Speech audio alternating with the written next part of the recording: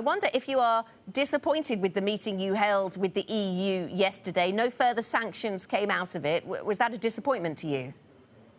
I'm not disappointed, but I hope that I was heard, and the European Union will prefer to prevent Russian escalation rather than mitigate it when it takes place. And the best way to prevent it is to send a very clear message to Russia by launching a discussion on the new round of sanctions. Yes, indeed. What would that sanctions regime look like?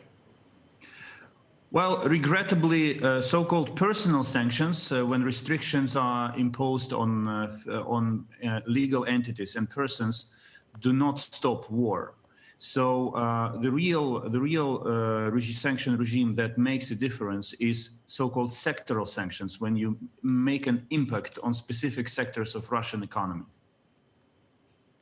So that's what you've been calling for. Minister, I mentioned in my introduction, Minister. Sorry, just briefly. I mentioned in my introduction, Minister, that 150,000 Russian personnel are now at the Ukrainian border. Is that a number that you recognise? That's an alarmingly high figure versus history. Is that a number that's familiar to you?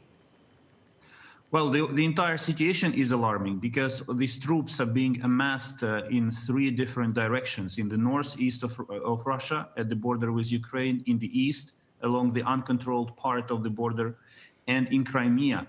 We also see how Russia blocked the Sea of Azov and relocated additional vessels to this sea to strengthen their military presence. So all these elements, they are very alarming. And Minister, you say this is very alarming, but I wonder, why is Russia doing this? In your view, what is the strategy behind Vladimir Putin to get this deployment now at this stage? Well, you know, many capitals of the world wrestle their minds with the same question. But if we learned anything about Russia since 2014, when they occupied our territories, is that sometimes Russia acts according to its own logic and understanding of the developments. I can mention three elements which could form a basis for explanation. The first one is to push on Ukraine, to increase pressure on Ukraine in the negotiations in the Normandy format. The second reason is to demonstrate that all recent actions taken by the West to protect itself from Russian malign influence and activities are disregarded, and Russia sends a message of force that they will remain who they are. And the third message Russia is sending by this escalation is to its own people.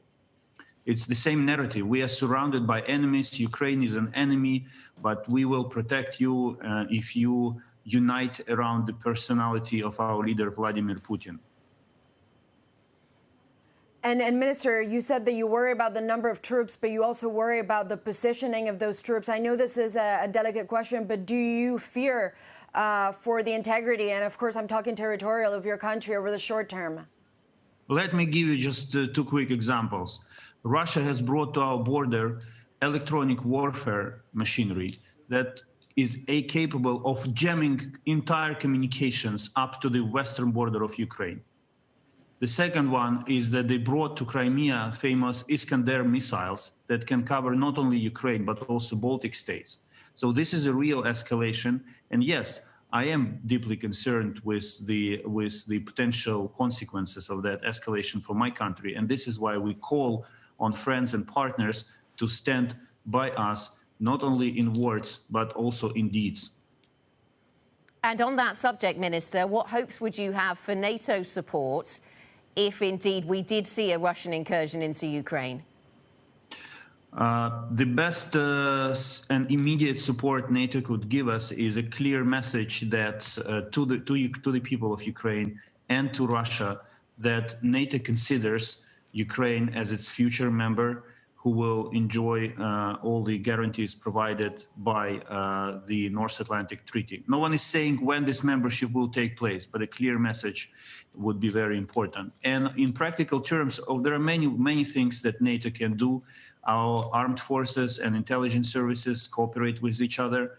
And while addressing NATO allies in Brussels last week, I proposed 10 steps which they can make to support Ukraine. They're very specific, they're classified, so I'm not in a position to share them at this point, but NATO can do a lot to help Ukraine to defend itself.